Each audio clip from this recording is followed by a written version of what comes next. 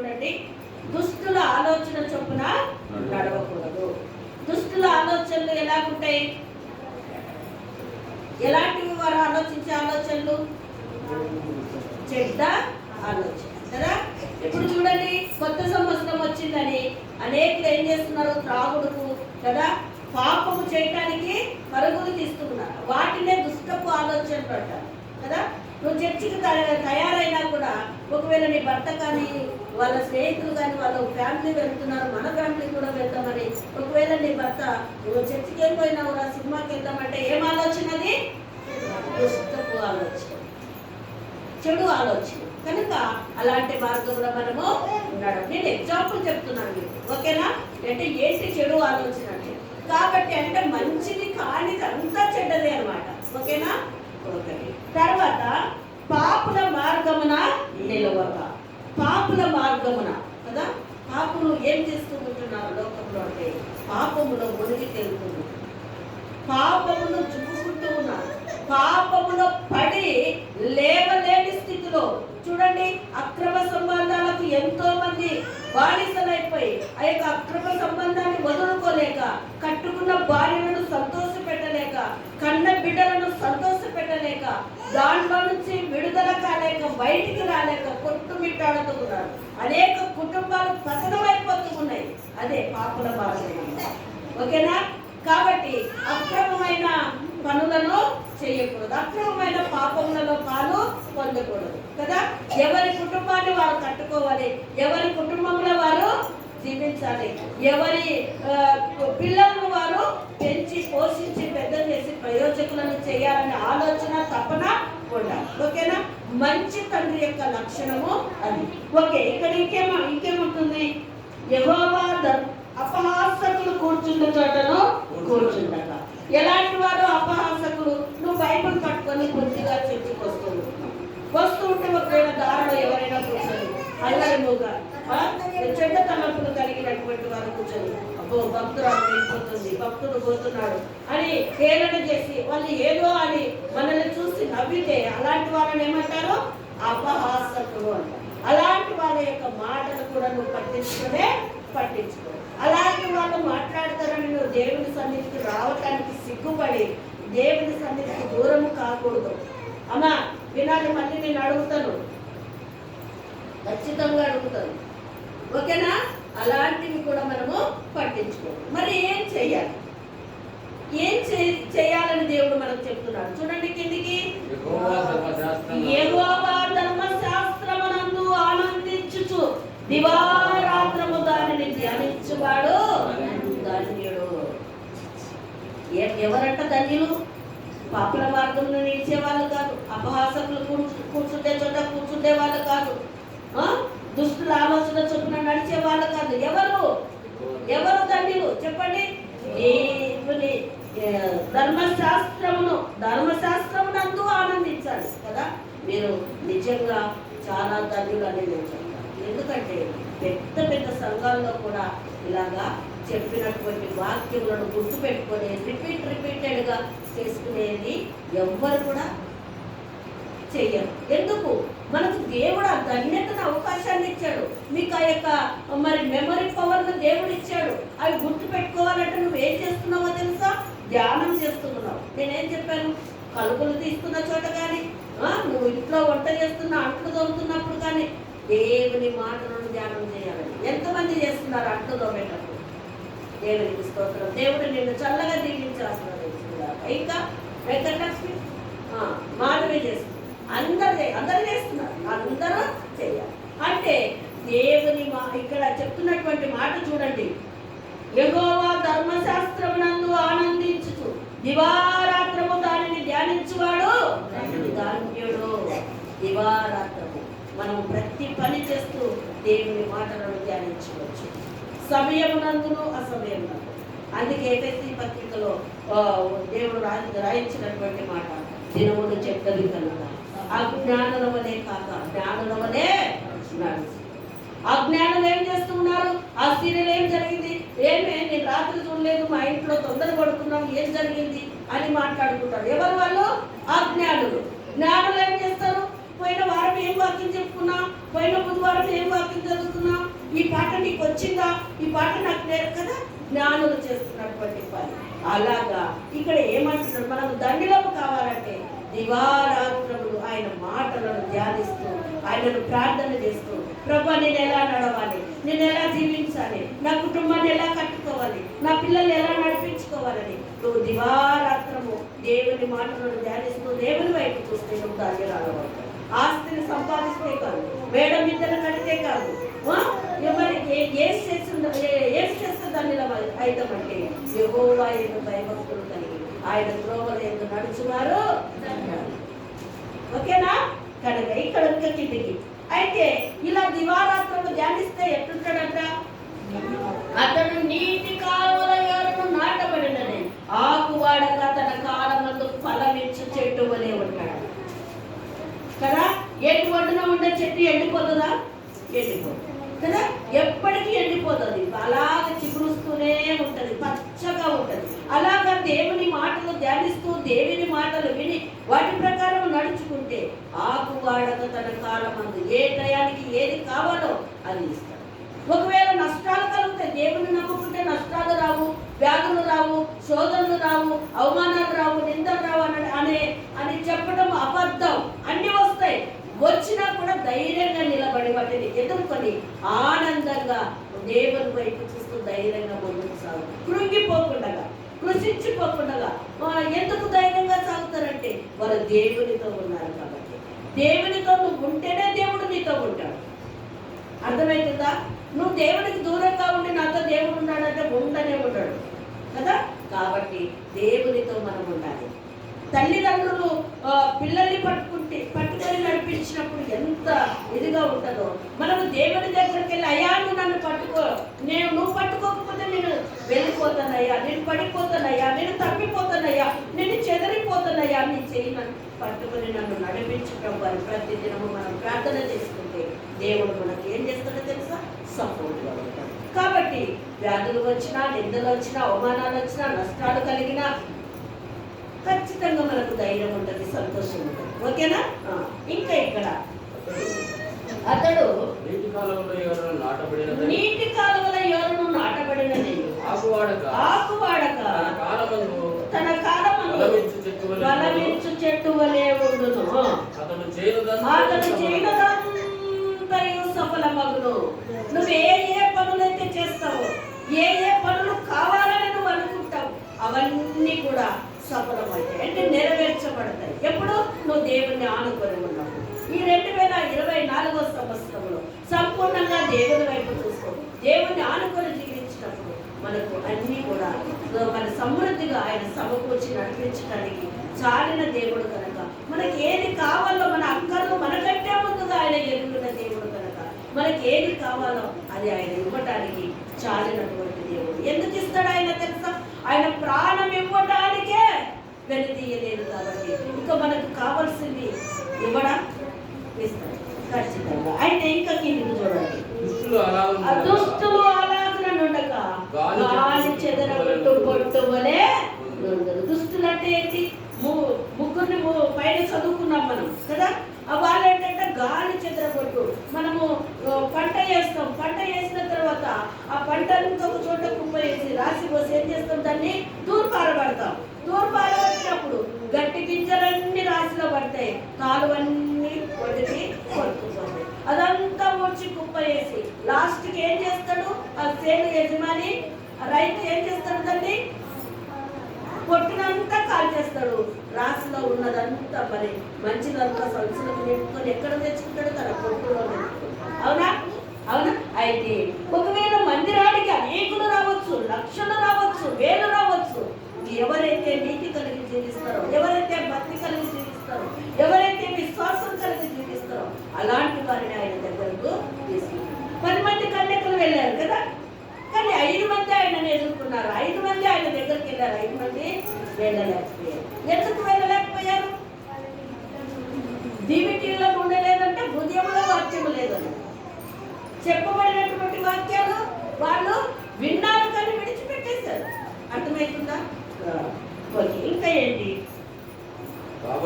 కాబట్టి న్యాయ విమర్శలో దుష్టులను, నీతిమంతుల సభలో పాపులను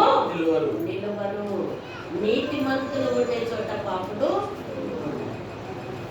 తాగేవాళ్ళు తాగుడు దగ్గర ఉన్నారు. వాళ్ళ మందిరానికి రమ్మంటే ఎలా వస్తారు? మందిరంలో ఉండే వాళ్ళు త్రాగుడు దగ్గరకు వెళ్ళమంటే వెళ్తారా? దుష్టులు నీతిమంతుల సంలో ఉన్నారు. హృదయం అదే పాపమును వదులుకోలేక కొంతమంది నేను అన్నా రండి నా ప్రార్థనకి, తమ్ముడు రండి ప్రార్థనకి అంటే వాళ్ళు ఏమంటారు? రాష్ట్రంలో కొంచెం టైం వస్తాం కొంచెం అంటే ఏంటి? వారు కలిగి ఉన్నటువంటి పాపమును వదులుకోలేక, ఆ పాపము నుంచి బయటకు రాలేక, దేవుని సన్నిధికి వస్తే మేము ఇంకా నీతి కలిగి ఉండాలి, ఇంకా వేరేది ఏం చేయకూడదు. అది చేయకుండా ఉండాలంటే దేవుడు మమ్మల్ని మార్చాలి. ఏమంటారు? దొమ్మలు కొట్టుకుంటారు మళ్ళీ అక్కడిక్కడ కాదు. దేవుడు మమ్మల్ని మార్చాలి. దేవుడు ఎప్పుడు నేను ఆయన ప్రాణం పెట్టాడు, ప్రేమ చూపిస్తూ ఉన్నాడు. నీ కష్టాలు నష్టాలు అన్ని తొలగిస్తూ అవకాశం ఇస్తూ ఉంటున్నాడు. సంవత్సరాలు గతించిపోతూ ఉన్నాయి. ఇకనైనా మారుతాడేమో, ఇకనైనా మారుతాడేమని. కానీ నువ్వు ఎంతకు మారకపోతే ఒక రోజు తీసుకుంటాడు. నీ చేతగా నువ్వు వచ్చేసి ఇంకా అవసరం లేదు. భూమి మీద ఉండటం వల్ల నీకు ఎలాంటి ప్రయోజనం లేదు, నువ్వు వచ్చేసాడు. అర్థమవుతుందా? కాబట్టి ప్రేమైన దేవుని యొక్క బిడ్డలారా, దేవుని యొక్క సంగమా, మనం ఈ యొక్క సాయంకాలం మందు నేర్చుకోవాల్సింది ఈ నూతన సంవత్సరంలో దుస్తుల యొక్క ఆలోచన చెప్పడం మనము నడవకూడదు. పాపుల మార్గంన అర్థమవుతుందా? అపహాసకులు కూర్చుండే చోట ఒకవేళ ఎవరైనా ఏడడుగా నవ్వుతూ ఉండే వాళ్ళ దగ్గర నువ్వు కూర్చొని వాళ్ళకి ఏకీభవించి నువ్వు కూడా సపోర్ట్గా నవ్వకూడదు. అర్థమవుతుందా? ఇంకా నీతిమంతుల మార్గము యెహోవాకు తెలియను, దుష్టుల మార్గము నాశనమునకు నడుపును. నీతిమంతుల మార్గము యెహోవాకు తెలియను, దుష్టుల మార్గము ఎక్కడికి నడిపిస్తుంది? కాబట్టి మనకు నీతి కలిగి మనం జీవిద్దామా? దుష్టులు అంటే చెడ్డ పనులు చేస్తూ జీవిద్దామా? మంచి పనులు చేసి, మంచి కార్యములు చేసి, మంచి మార్గములు నడిచి దేవుని ద్వారా భలే నమ్మకమైన దాసురాలు పెంచుకోవాలని ఎంతమందికి ఆశ ఉంది? దేవుని స్తోత్రం. మంచి నిత్యం నీతి కలిగి నడుచుకున్నాం, ప్రయత్నం చేద్దాం కదా. ఖచ్చితంగా ఆయనలో పెట్టి నడిపించడానికి చాలినటువంటి మన ప్రవర్తన, మన మాట, మన చూపు అన్నీ కూడా దేవుని యొక్క సన్నిధిలో మనము ఒప్పుకొని వాటిని విడిచిపెట్టి మనం ఏం చేయాలి? ప్రభువు నువ్వే నన్ను నడిపించాలని ఆయన దగ్గర మనము పట్టుపట్టి కూర్చున్నప్పుడు ఆయన ఖచ్చితంగా నడిపిస్తాడు. దేవుడు తన మాటలను దీవించి ఆశీర్వదించుగాక. చిన్న ప్రార్థన చేసుకున్న తర్వాత మనము వాక్యంలోకి వెళ్తాం. ప్రార్థన మన మధ్యలో సన్ని ప్రార్థన చేసుకోవాలి.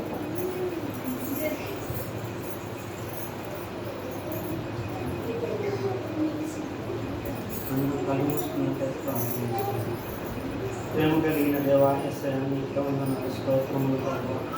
దేవా, ఈ కొత్త సంవత్సర దినంలో మేమందరంలో కూడుకొని మేమందరంలో నిన్ను ఆరాధించుకుంటూ మాకు ఇచ్చిన భాగ్యాన్ని బట్టి నీకు వందనాలు, స్తోత్రములు ప్రభు. దేవా, నీకు వందనాలు. చెప్పబడిన వాక్యాన్ని కొరకని కూడా ప్రార్థిస్తున్నాను ప్రభు. మీరు మాతో మాట్లాడినందుకు ప్రభు, ఆ మాటలు మా హృదయంలో ఎంచుకొని ఆ విధంగా మేము నడుచుకునేలాగా మేమందరం మందిరంలో సంతోషంగా సాగిలపడి ఉత్సాహంతో మిమ్మల్ని ఆరాధించడం కూడా సాయం ధరించేయండి. రానాయకున్న వారి కొరకు కూడా ప్రార్థిస్తున్నాం కదా, వారి కొరకు కూడా ప్రార్థిస్తున్నాం. వారు మేమందరం వచ్చి పాపాలు ఒప్పుకొని మార్గంలో నడుచుకునేలాగా సాయం ధరించేయండి. దానిలో సమయంలో కూడా మీరే ఉండి మాట్లాడండి. యేసు నామంలో అడుగుతున్నాను.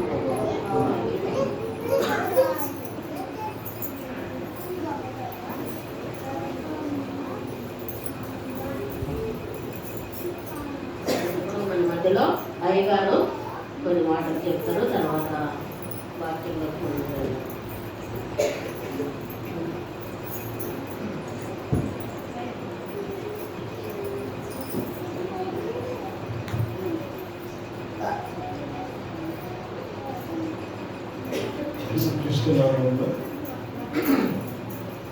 వేదిక మీద రాష్ట్రం గారికి, ప్రజలకు, సంఘస్థులందరికీ తెలియజేస్తున్నాను.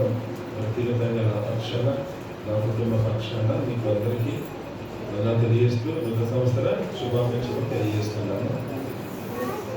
అలాగే మరి యొక్క నూతన సంవత్సరం మొట్టమొదటి దినాన మరి మీ యొక్క మందిరంలో వచ్చి మీతో సహవాసం చేయడం నాకు ఎంతో ఆనందంగా ఉంది. మరి పాస్టర్ చేసిన నాగభూషణం గారు మరి ఎంతో ప్రేమించిన ఈ సంఘాన్ని మరి ఇంతవరకు కొనసాగిస్తూ వస్తున్నాడు దేవుడు. ఆయన చిత్తం ఆయన చూసుకున్నాడు. ఆయన పరిచయాలను రాష్ట్రంలో కొనసాగించడం ఎంతో దేవునికి ఆనందం, మాకు కూడా ఆనందంగా ఉంది. ఇలాగే ఈ సంఘం అభివృద్ధి చెంది అనేకులు మరి యేసు ప్రభు దగ్గరికి రావడానికి ఈ మందిరము అనేకులు ప్రార్థన మందిరంగా ఉండాలని మేము ప్రార్థన చేస్తున్నాం. అలాగే మీరు కూడా మీ కుటుంబాలు కూడా ఎక్కువగా దేవునితో సహవాసం చేయడానికి మరి వాక్యము, ప్రార్థన, సహవాసం మనకి ఎన్ని పనులు ఉన్నా ఆ సమయానికి అది పక్కన పెట్టి మనం దేవుని సన్నిధికి రావాలి. మనకి సత్యంలోనే పనులు ఉంటాయి, సంసారం ఉంటాయి, కానీ దేవునికి వస్తే సమయం దేవునికి ఇవ్వాల్సిందే. మరి మనకు గంటలు దేవుడు ఇచ్చాడు కదా, దాంట్లో దశమ భాగం అంటే కనీసం 2.5 గంటలు దేవుని సన్నిధికి మనం ప్రతిరోజు ఇవ్వాలి. మరి మనం ఎంత సమయం ఇస్తున్నాం? మన సొంత పనులకే సమయం ఇస్తున్నాం, మన కుటుంబాలకు, మన సంసారాలకే సమయం ఇస్తున్నాం. కాబట్టి దేవునికి ఎక్కువ సమయం ఇవ్వాలి. మనం ఎక్కువగా ఈ నూతన సంవత్సరం వస్తే కొత్త సంవత్సరం మరి వెళ్తామని ఆనందపడతాం, కానీ గత సంవత్సరంలో మనం ఎలా జీవించాం అని దాని గురించి ఆలోచించాం. కాబట్టి అది కూడా మనం చేయాలన్నమాట. ఈ సంవత్సరం నాకు ఇచ్చావు దేవా, గత సంవత్సరం నేను ఎలా జీవించాను, నీకోసం ఎంత పని చేశాను, నీకోసం ఏమి ఇచ్చాను. ఆయన అయితే మన కోసం ప్రాణం పెట్టాడు. అటువంటి దేవునికి రిటర్న్గా మనం ఏమి ఇస్తున్నాం? ఆయన కొరకు మన సమయాన్ని, మన తలాంతులు, మన ధనాన్ని ఇవ్వాల్సిన బాధ్యత మన మీద ఉందన్నమాట. మరి అలాగూ మనము వాక్యంలో, ప్రార్థనలో, సహవాసంలో ఉంటూ మరి ఇవ్వడంలో కూడా దేవునికి ఇస్తూ, దేవునికి ఇవ్వడం ద్వారా మీరు దీవెన పొందుతారు. ఆయన ఏమన్నాడంటే ఆకాశ వాక్యాన్ని విప్పి అంతర్జాలని దేవుని ఇస్తారన్నమాట. కాబట్టి మనమందరము కూడా ముఖ్యంగా ధనం మాత్రం కాదు, సమయం ఎక్కువ ఇవ్వాలి దేవునికి. అందరూ ఇవ్వడం అంటే కనీసం కేవలం ధనం గురించి మాట్లాడతారు, కానీ మన సమయం కూడా దేవుని కొరకు ఇవ్వాలి.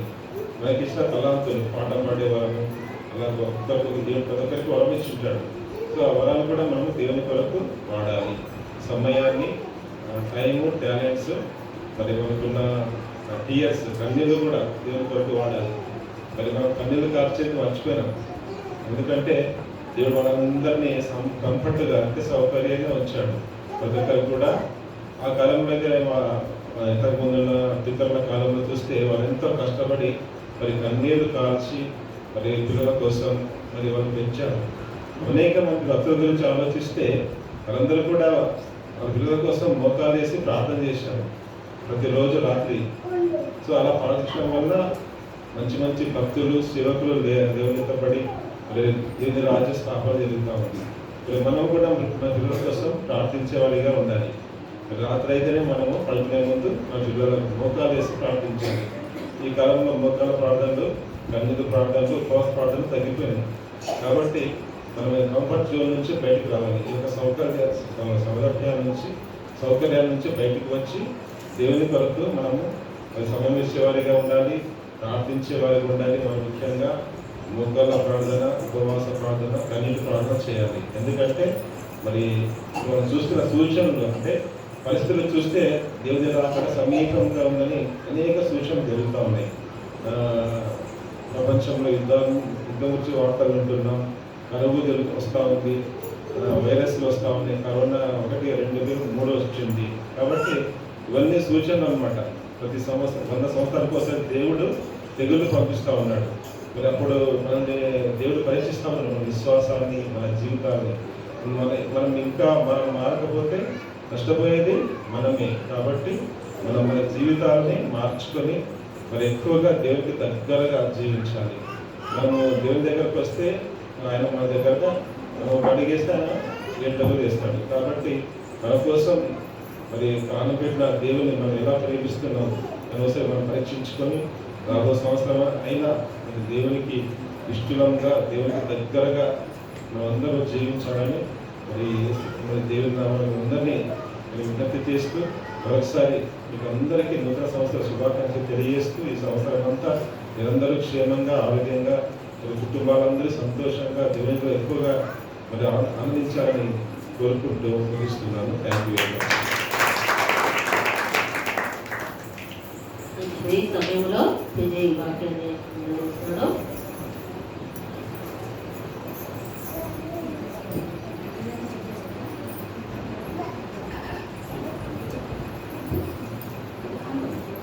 హల్లెలూయా హల్లెలూయా. గట్టిగా చెప్దాం మరొకసారి హల్లెలూయా.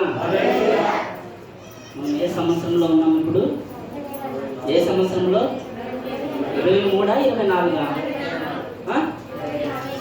24. హల్లెలూయా.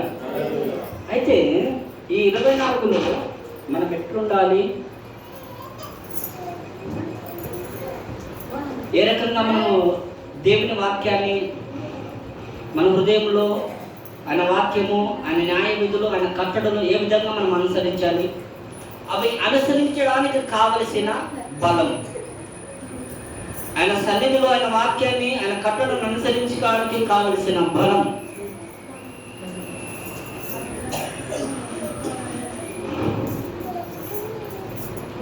చూడండి, నేను ఒక మాట జ్ఞాపకం చేస్తాను. పరిశుద్ధ గ్రంథంలో యెషయా గ్రంథము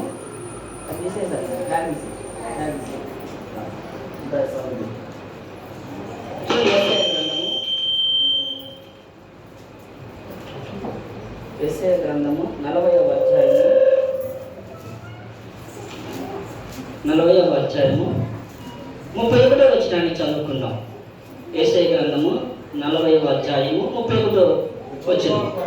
యెహోవా కొరకు ఎదురు చూచువారు నూతన బలము పొందుదురు, వారు పక్షిరాజు వలె రెక్కలు చాపి పైకి ఎగురుదురు. హల్లెలూయా. అయితే ఈ వాక్యము చదివిన తర్వాత ఈ వాక్యము కంటే ఇంకొక అధ్యాయం ఉంది. ఆ గ్రంథకర్త అంటాడు, నూతనమైనది భూమి పైన ఏది లేదనే మాట మాట్లాడుతున్నాడు ఆయన. చూడండి, ఆ మాట కూడా చదువుకొని వాక్యం బాగా ప్రసంగి గ్రంథము 1వ అధ్యాయము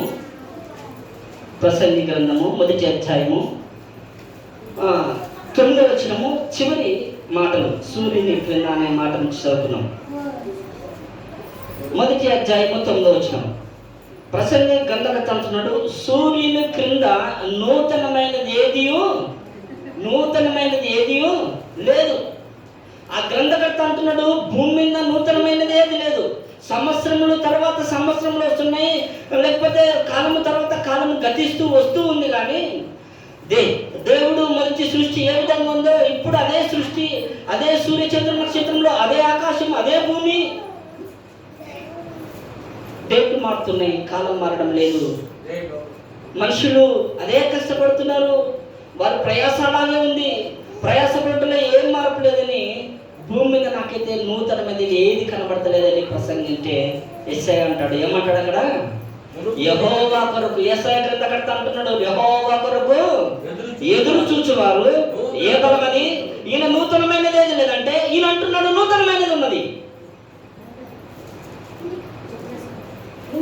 లోకంలో నూతనమైనది ఏది లేదని కనబడకపోవచ్చు, కానీ దేవుని కొరకు ఎదురు చూచువారు ఏ బలమని? నూతన బలం పొందుకుంటారని ఆయన అంటాడు. అయితే ఈ నూతన బలం మనం ఎట్లా పొందుకుంటామని జ్ఞాపకం చేసుకుంటే హెజ్కేలులో కూడా ఒక మాట మనం చదువుకుందాం. హెజ్కేలు గ్రంథం 12వ అధ్యాయము, హెజ్కేలు గ్రంథం 12-19 వచ్చినట్టు చదువుకుందాం. 11-19 హెజ్కేలు 11వ అధ్యాయము 19వ వచనం. వారు నా కట్టడలను నా విధులను అనుసరించి గైకొనున్నట్లు నేను వారి శరీరములో నుండి రాతి గుండెను తీసివేసి వారికి మాంసపు గుండెలు ఇచ్చి వారికి ఏక మనస్సు కలుగజేసి వారి యందు నూతన ఆత్మను పుట్టించెదను. హల్లెలూయా హల్లెలూయా. ఎంతమంది ఈ నూతన సంవత్సరం మాత్రమే కాదు మనం చూడవలసింది, ఈ నూతన సంవత్సరంలో మన మనస్సును మనం నూతన పరుచుకున్నట్లయితే, దేవుని కట్టడను మనం అనుసరించి, దేవుని న్యాయ విధులను మనం అనుసరించినట్లయితే, దేవుడు మనకి ఈ నూతన సంవత్సరంలో ఏమి ఇస్తాడంట? నూతన మనస్సు. నూతన మనసు ఇస్తాడు. ఎప్పుడు ఇస్తాడయ్యా, ఎట్లొస్తుందయ్యా అని మనం ఒకవేళ అనుకుంటే, మొదటి కీర్తన గ్రంథం దైవదాసరావు చెప్పినట్టు, దుష్టుల ఆలోచన చెప్పున నడవక, పాపుల మార్గంలో నిలవక, అపహాసకులు కూర్చుండక అనే ఈ ఆలోచనలన్నీ వీరిని ఎదిరించు మనం ముందుకు సాగిపోవాలంటే మనం ఎవరు చూడాలి? యెహోవా కొరకు ఎదురు చూసుకోవాలి. ఏ బలం అని? దుష్టుల నుంచి తప్పించుకునే బలం, పాపుల నుంచి తప్పించుకునే బలం, అపహాసకులు కూర్చున్న చోటు నుంచి దేవుడు మనల్ని తప్పించే బలం. ఇవన్నీ మనకు ఎక్కడ దొరుకుతాయంటే మనం దేవుని మాత్రం చూడాలి. హల్లెలూయా! దేవుని మాత్రం చూడాలి. ఈ విధంగా బైబిల్లో చదువుతూ ఉండగానే ఇంకొక మాట కూడా బైబిల్లో దేవుడు జ్ఞాపకం చేస్తున్నాడు. ఇదే హెజ్కేలు గ్రంథం 36వ అధ్యాయము, అక్కడ కూడా మనం చూడగలిగినట్టయితే ఒక మాట కనబడుతుంది. 36వ అధ్యాయం, నూతన హృదయం మీకు ఇచ్చెదను, నూతన స్వభావం మీకు కలగజేసేదను, రాతి గుండె మీలో నుండి తీసివేసి మాంసపు గుండెను నీకు ఇచ్చేదను. హల్లెలూయా! ఏ గుండెని? మన హృదయంలో రాతి గుండె మనలో ఉందంటే దేవుని మాటలు వినము, వాక్యాన్ని మనము అనుసరించము. లేకపోతే మనము మత్తయి సువార్తలో జ్ఞాపకం చేసుకుంటే ప్రభువైన యేసుక్రీస్తు ఆయన అంటున్నాడు, మీరు చూచుచున్న మట్టుకు చూచుదురు కానీ గ్రహింపరు, వినుచుందరు మాత్రం విను మట్టుకు విందరు కానీ గ్రహింపరు. ఇవి ఎట్లుంటాయి మన మనసు అంటే, రాతి గుండె ఉన్నప్పుడు ఈ స్వభావం మనకు ఉంటుంది.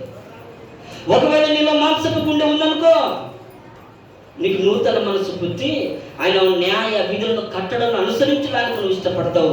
అలా అనుసరించడం బట్టి నీ జీవితం మారిపోతుంది. నీకు నూతన బలం దేవుడు ఇస్తాడు. పక్షి రాజు రెక్కల చాపి ఏ విధంగా అయితే పైకి ఎగురుతుందో, మన జీవితం, మన బ్రతుకు, మన విశ్వాస జీవితం ఆ విధంగా అంచెలంచెలుగా పైకి దేవుడు నడిపిస్తాడు మనం. హల్లెలూయా! ఈ విధంగా చదువుతూ ఉంటే కొత్త నిబంధనలో ఈ యెషయా గ్రంథంలో మనం చదివాం కదా, 41వ వచనంలో, యెహోవా కొరకు ఎదురు చూచువారు ఏ బలం పొందుకుంటారు? వాళ్ళు నూతన బలం పొందుకుంటారు. ఎవరా వ్యక్తిని బైబిల్లో నేను వెతికా? నూతన బలం పొందుకున్న వ్యక్తి ఎవరయ్యా అని జ్ఞాపకం చేసుకుంటే, ఇంతకు ముందు పాత సమస్యలను నేను జ్ఞాపకం చేసిన ఆ వ్యక్తిని మనం చూడగలిగితే ఇలా యోహాను సువార్తను మనం చూడగలిగితే 9వ అధ్యాయంలో అది కనబడుతుంది. లూకా సువార్త 19వ అధ్యాయంలో నాకు కనబడుతుంది. ఏముందంటే అక్కడంట, ఒక ఆయన యేసును చూడాలనుకున్నాడంట. ఎవరైనా పేరు? పొట్టివాడైన జక్కయ్య.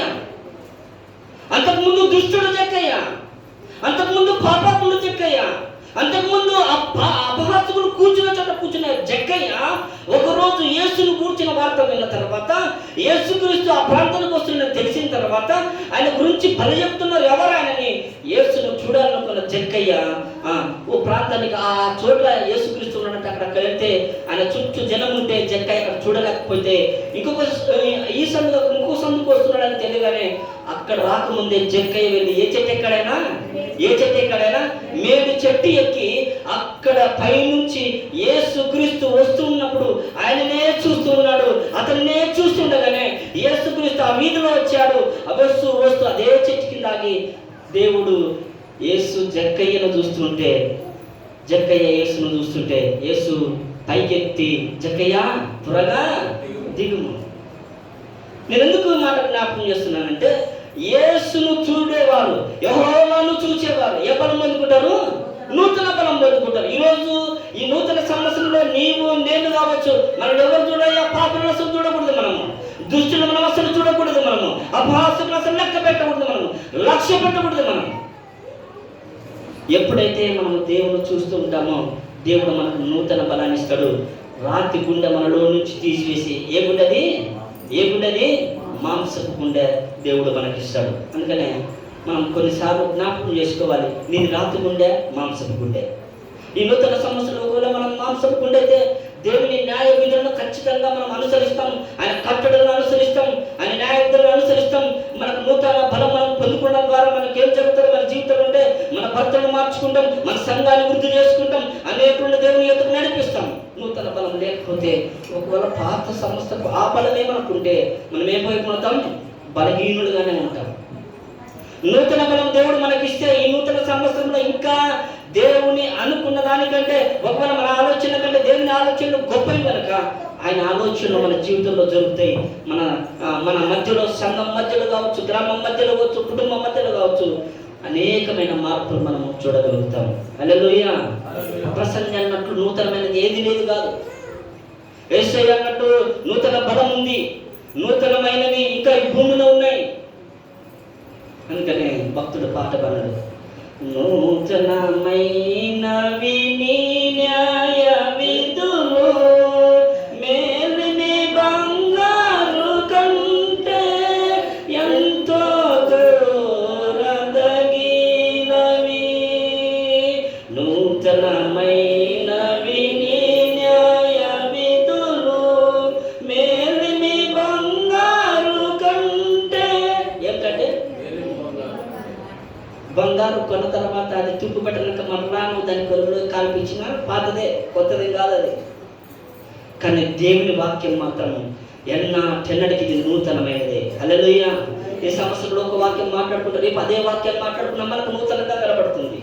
నూతనమైనది ఏంటంటే అది దేవుని వాక్యము, ఆయన న్యాయ విధులు మాత్రమే. హల్లెలూయా, హల్లెలూయా. కనుక ఈ నూతన సంవత్సరంలో నూతన బలాన్ని నువ్వు పొందుకోవాలి, సంఘం పొందుకోవాలి, నేను పొందుకోవాలి, ఇక్కడ ఉన్న వారందరూ పొందుకోవాలంటే మనం ఎవరిని చూడాలి? యెహోవాను చూడాలి, యేసు క్రీస్తును మనము చూడాలి. హల్లెలూయా. కనుక ఈ నూతన సంవత్సరంలో మనం అందరం నూతన బలం పొందుకోవాలి, రాతగుండెను తీసేసుకోవాలి, అది మాంసం కూడా మనం పొందుకోవాలి, ఆయన న్యాయతను మనము పొందుకోవాలి, నూతన ఆత్మను మనము పొందుకోవాలి. దేవుడి వాక్యం దీవించి ఆశీర్వదించిన గాక. సమయాన్ని మరలా దైవజనుల వాక్యం వ్యక్తిస్తున్నాను. దేవునికి స్తోత్రం. క్లుప్తంగా చాలా చక్కగా మంచి విషయాలను మరి బయలుపరిచాడు దేవుడు మనకు. కాబట్టి దేవుని పక్షాన నిలవబడి ఆయనను నోటుపూర్వకంగా ధరించుకొని ఆయన మాటలు మనకు వినిపించినందుకు మరి విజయ్కి కూడా నా హృదయపూర్వకమైన వందనాలు తెలియజేస్తూ ఉంటున్నాను. సమయంలో మరి ఇంకా చివరి దశలో మనం వచ్చాము. ఓకే, కొంచెము ఈ మా యొక్క సేవా జీవితంలో చాలా మరి అనేక సంవత్సరాలు మేము సేవలో ఉన్నాము. పెద్ద పెద్ద సంఘాల్లో సేవ చేశాము. వేల మంది కూర్చునేవాళ్ళు. చెండిపాడులో 1015